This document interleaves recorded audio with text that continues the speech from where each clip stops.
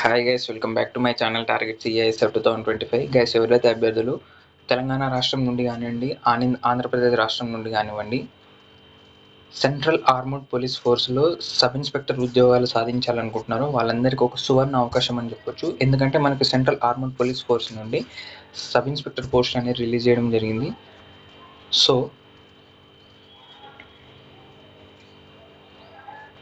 ఈ అవకాశాన్ని degree eligibility ఉన్న ప్రతి ఒక్క అభ్యర్థి యూజ్ చేసుకోండి. సో మ్యాటర్లోకి వెళ్తే, స్టాఫ్ సెలక్షన్ కమిషన్ నుండి సబ్ ఇన్స్పెక్టర్ పోస్ట్ రిలీజ్ చేయడం జరిగింది. ఇది అఫీషియల్ వెబ్సైట్లో మనం నోటీస్ చూసుకోవచ్చు.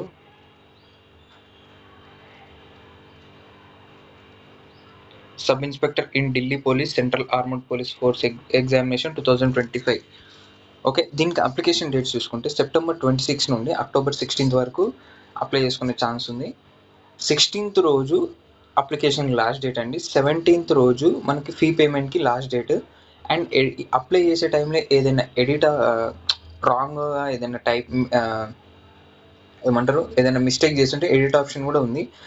24th అక్టోబర్ నుండి 26th అక్టోబర్ అంటే 3 days మనకి ఎడిట్ ఆప్షన్కి ఛాన్స్ ఉంది. దీనికి ఎడిట్ ఆప్షన్ చేసేటప్పుడు మనం ఫీ పేమెంట్ చేయాలి. సో ఫస్ట్ చేసేటప్పుడే క్లారిటీగా, నీట్ అండ్ క్లీన్గా అప్లై చేసుకోండి, ఎలాంటి మిస్టేక్స్ లేకుండా.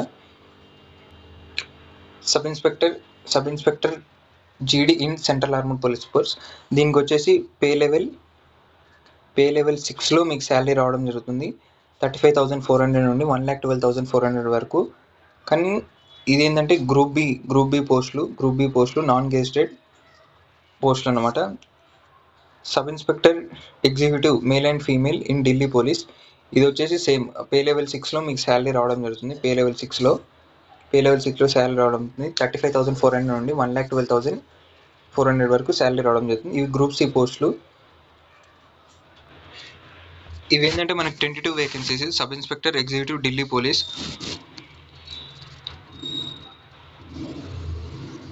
32 అన్రిజర్వ్డ్ వరకు, ఓబీసీ 17, ఎస్సీకి 9, ఎస్టీకి 5, ఈడబ్ల్యూఎస్కి 7, టోటల్ 70 పోస్టులు అనేవి ఢిల్లీ పోలీస్ నుంచి రావడం జరిగింది.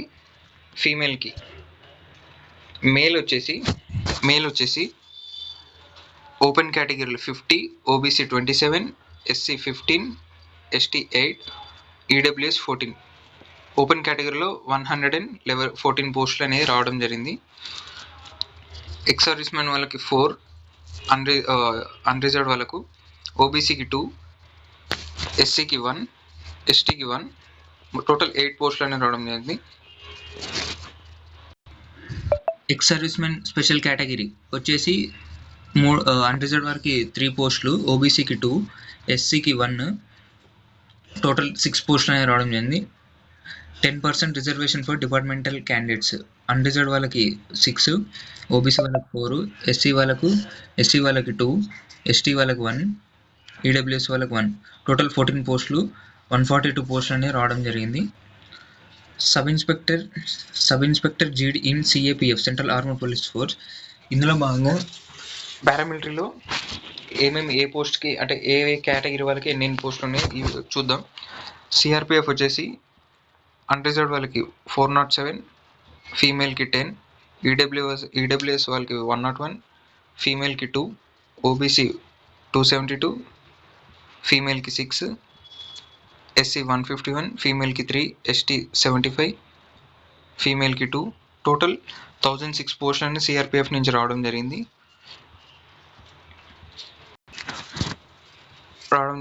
బిఎస్ఎఫ్, ఐటీబీపీ, సిఐఎస్ఎఫ్, ఎస్ఎస్బి ఏ కేటగిరీ చూసుకున్నా ప్రతి ఒక్కరికి పోస్టులు అనేవి ఉండడం జరిగింది. కాబట్టి ప్రతి ఒక్క కేటగిరీ వారు అప్లై చేసుకోవడానికి ప్రయత్నించండి.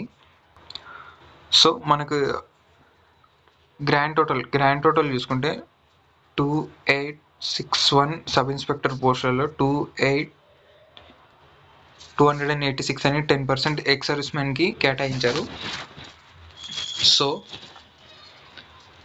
సో ఈ అవకాశాన్ని అందరూ యూటిలైజ్ చేసుకోవాల్సిందిగా కోరుతున్నాను. ఎందుకంటే ఇంత పెద్ద పోస్టులు అనేది సబ్ ఇన్స్పెక్టర్ క్యాడర్లో రావడం అనేది చిన్న మ్యాటర్. సో దీనికి ఎలిజిబిలిటీ చూసుకుంటే సిటిజన్ ఆఫ్ ఇండియా అయి ఉండాలి. Date of birth cut off చూసుకుంటే age limit as per August 1, 2025 వరకు ఎలా ఉండాలంటే candidate must and should born in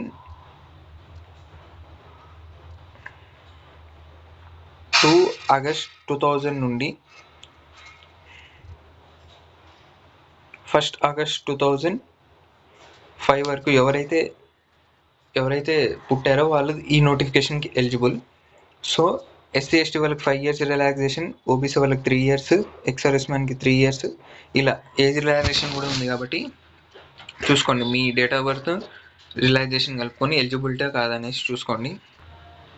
application fee unreserved వరకు ఓబీసీ వాళ్ళకి 100 rupees అప్లికేషన్ ఫీ అనేది పే చేయాల్సి వస్తుంది. ఎస్సీ ఎస్టీ వాళ్ళకి 0, నో ఫీ పేమెంట్ అనమాట. సో మన సౌత్ రీజన్ వాళ్ళకి ఎగ్జామినేషన్ సెంటర్స్ వచ్చేసి గుంటూరు, ఆంధ్రప్రదేశ్ వాళ్ళకి గుంటూరు, కాకినాడ, కర్నూలు, నెల్లూరు, రాజమండ్రి, తిరుపతి, విజయవాడ, విశాఖపట్నం, ఏలూరు, ఒంగోలు ఏపీ వాళ్ళకి ఇవ్వడం జరిగింది. తెలంగాణ వాళ్ళకి చూసుకుంటే టోటల్ ఏపీ వాళ్ళకు 10 centers అనేది కేటాయించారు. తెలంగాణ వాళ్ళు చూసుకుంటే హైదరాబాద్, సికింద్రాబాద్, వరంగల్, సిద్దిపేట్. తెలంగాణ వాళ్ళకు మూడు సెంటర్లు అనేది సెంటర్లు అనేది అలాట్ చేయడం జరిగింది. సో ఇది గమనించగలరు. ఇంతకుముందు మనకి సెంటర్లు ఎలా ఉంటుంది, హైదరాబాద్, కరీంనగర్, వరంగల్ ఉంటుంది. ఈసారి కరీంనగర్ తీసేసి సిద్దిపేటకి ఇచ్చారు. సో అందరు గమనించుకోగలరు. సో నోటిఫికేషన్ ప్రాసెస్ వచ్చేసి ఫస్ట్ పేపర్ 1 ఉంటుంది. పేపర్ 1 తర్వాత పిఎస్టీ, పీఈటీ, తర్వాత పేపర్ 2 క్వాలిఫై అయిన తర్వాత మెడికల్, తర్వాత డాక్యుమెంట్ వెరిఫికేషన్ అనేది ఉండడం జరుగుతుంది. సో ఈ పేపర్ 1లో వచ్చేసి reasoning 50 questions 50 marks, GK general awareness 50 questions 50 marks, క్వాంటిట్యూడ్ aptitude వచ్చేసి అర్థమెటిక్ వచ్చేసి 50 questions 50 marks, ఇంగ్లీష్ వచ్చేసి 50 questions 50 marks. ఓవరాల్గా చూసుకుంటే మనకు 200 questions 200 marks అనేవి ఉండడం జరుగుతుంది. టైం వచ్చేసి 2 hours అంటే మనకు 120 minutes 100 questions అనేవి అటెంప్ట్ చేయాల్సి ఉంటుంది. సో దీన్ని అందరు దృష్టిలో ఉంచుకొని ప్రిపరేషన్ బాగా చేయండి. 0.25 అనేది నెగిటివ్ మార్కింగ్ ఉంటుంది పేపర్ 1లో. సో నెగిటివ్ మార్కింగ్ ఉంది కాబట్టి అందరూ ఎక్కువ నెగిటివ్ లేకుండా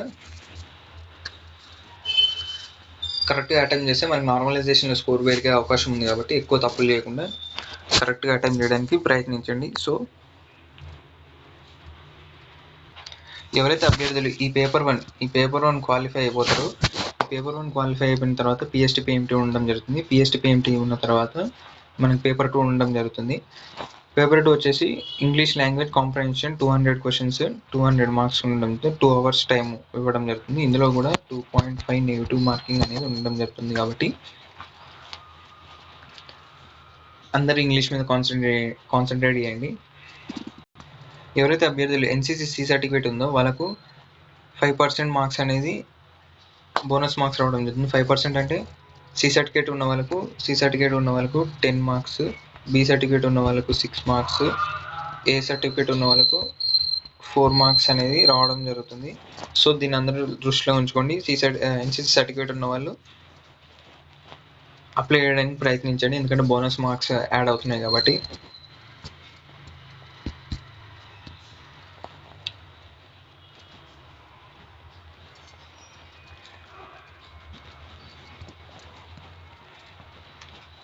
సో హైట్ చూసుకుంటే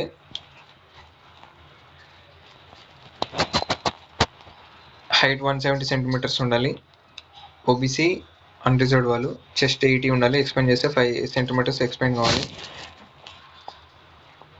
షెడ్యూల్ ట్రైబ్స్ వచ్చి 162.5 హైట్ ఉండాలి. 77 చెస్ట్ ఉండాలి. ఎక్స్పాండ్ చేస్తే 82 కావాలి. సో ఎవరైతే అభ్యర్థులు పేపర్ 1 క్లియర్ చేస్తారో పిఎస్టీ పిఎంటీకి ఎలిజిబుల్ అవుతారు కదా. ఈ పిఎస్టీ పిఎంటీలో ఏంటంటే పిఎస్టీ ఫర్ మేల్ చూసుకుంటే 100 మీటర్స్ రేస్ 16 సెకండ్స్లో కంప్లీట్ చేయాలి. నెక్స్ట్ వచ్చేసి 1.6 km రేస్ 6.5 మీటర్స్లో కంప్లీట్ చేయాలి. లాంగ్ జంప్ వచ్చేసి 3.65 మీటర్స్ 3 ఛాన్సెస్ ఇవ్వడం జరుగుతుంది. హై జంప్ వచ్చేసి 1.2 మీటర్ 3 ఛాన్సెస్. షార్ట్ పుట్ వచ్చేసి 4.5 మీటర్స్ ఇన్ 3 ఛాన్సెస్లో కంప్లీట్ చేయాలి. ఇది ఓన్లీ మేల్ వాళ్ళకు. ఫీమేల్ వాళ్ళకి వచ్చేసి 100 మీటర్స్ రన్ 18 సెకండ్స్లో, 800 మీటర్స్ రన్ 4 మినిట్స్లో, long jump 2.7 meters 3 chances, high jump వచ్చేసి 0.9 మీటర్స్ 3 ఛాన్సెస్ ఇవ్వడం జరుగుతుంది. సో ఈ male and female physical events list అనమాట. సో మనము ఎగ్జామ్ మీద కాన్సన్ట్రేట్ చేయాలి అండ్ అదేవిధంగా ఫిజికల్ మీద కూడా కాన్సన్ట్రేట్ చేయాలి. ఎందుకంటే ఫస్ట్ పేపర్ 1 క్లియర్ అయిన తర్వాత ఫిజికల్ క్లియర్ చేసిన వాళ్ళే పేపర్ 2 ఇంగ్లీష్కి ఎలిజిబుల్ అవుతారు. సో ఇక్కడ ఏ స్టెప్లో మనము చిన్న అంటే రిజెక్ట్ అయిపోయినా కానీ మనం ఈ నోటిఫికేషన్కి నాట్ ఎలిజిబుల్, ఇంకా నెక్స్ట్ నోటిఫికేషన్ చూసుకోవాలి. సో అందరూ ప్రతి ఒక్క స్టేజ్ మీద కాన్సన్ట్రేట్గా ఉండి స్టేజ్లు అనేది కంప్లీట్ చేయడానికి ప్రయత్నించండి, హార్డ్ వర్క్ చేయండి. ఎవరైతే అభ్యర్థులు స్టేజ్ 1 ఎగ్జామినేషన్ క్లియర్ చేసి అండ్ ఫిజికల్ క్లియర్ చేసి పేపర్ 2 క్వాలిఫై అయిన తర్వాత డాక్యుమెంట్ వెరిఫికేషన్, మెడికల్ కంప్లీట్ చేసిన తర్వాత పోస్ట్ ప్రిఫరెన్స్ అడగడం జరుగుతుంది. మనకు పోస్ట్ ప్రిఫరెన్స్ ఎలా ఇచ్చుకోవాలంటే sub inspector in Delhi police A, sub inspector in BSF border security force B, sub inspector in central armed police force C, sub inspector in central reserve police force B, sub inspector in Indo Tibetan border police E, sub inspector in Sashastra Seema Bal F. ఈ letters ద్వారా మనం ఏ post కావాలంటే ఆ post preference పెట్టుకోవచ్చు. So maximum అందరూ first Delhi police and తర్వాత CISF central industrial security force పెట్టడానికి ప్రయత్నించండి.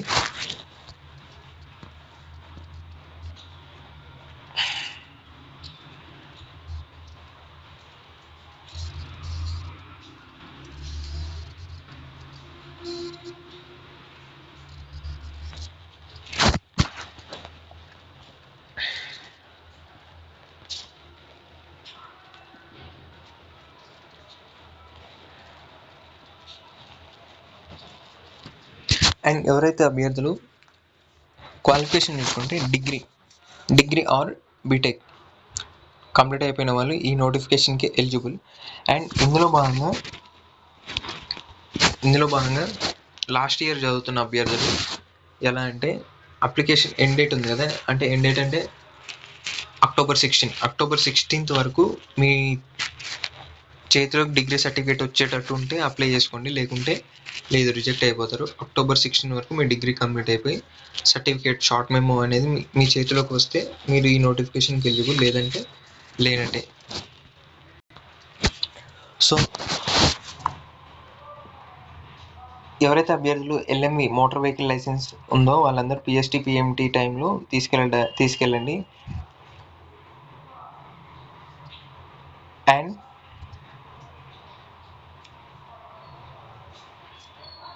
ఇది ఒక సువర్ణ అవకాశం అని చెప్పొచ్చు తెలంగాణ అండ్ ఆంధ్రప్రదేశ్ అభ్యర్థులకు. ఎందుకంటే సబ్ ఇన్స్పెక్టర్ క్యాడర్ పోస్టులు కాబట్టి పే లెవెల్ 6లో మనకి 35,400 నుండి 1,12,400 వరకు బేసిక్ పే ఉండడం జరుగుతుంది. కాబట్టి ఈ వచ్చిన అవకాశాన్ని అందరూ సద్వినియోగం చేసుకోండి. సబ్ ఇన్స్పెక్టర్ క్యాడర్ పోస్టులు కాబట్టి ఇప్పుడు ఎవరైతే అభ్యర్థులు SSC GD కానిస్టేబుల్ ప్రిపేర్ అవుతున్నారో వారందరూ ఈ సేమ్ సిలబస్ ఉంటుంది, కాకపోతే క్వశ్చన్ పేపర్ డెప్త్ అనేది చేంజ్ అవ్వడం జరుగుతుంది. సో పేపర్ 2 సబ్ ఇన్స్పెక్టర్ ఈ నోటిఫికేషన్లో జాబ్ రావాలంటే మనం ఫస్ట్ టార్గెట్ చేయాల్సింది ఇంగ్లీష్ పేపర్ 2 ఉంటుంది కాబట్టి 200 క్వశ్చన్స్ 200 మార్క్స్ ఉంటుంది కాబట్టి 2 hours టైం ఉంటుంది కాబట్టి ఇంగ్లీష్లో మనకి ఎంత మెరిట్ వస్తే అంత మంచిది. సో అందరూ ఇంగ్లీష్ మీద కాన్సన్ట్రేట్ చేయండి. అందులో భాగంగా stage one arithmetic reasoning, English, GK మీద కూడా కాన్సన్ట్రేట్ చేయండి. ఫిజికల్ మీద కాన్సన్ట్రేట్ చేయండి. ఈ 3 స్టేజ్లలో ఏ స్టేజ్లో మనం రిజెక్ట్ అయిపోయినా కానీ మళ్ళీ నెక్స్ట్ నోటిఫికేషన్ చూసుకోవాలి. సో ఎలిజిబిలిటీ ఉన్న ప్రతి ఒక్క ఫీమేల్ క్యాండిడేట్ అయినా మేల్ క్యాండిడేట్ అయినా అప్లై చేసుకోవడానికి ప్రయత్నించండి. సో మరిన్ని అప్డేట్స్ కోసం follow target CISF 2025 YouTube channel. Like, share and subscribe for more updates.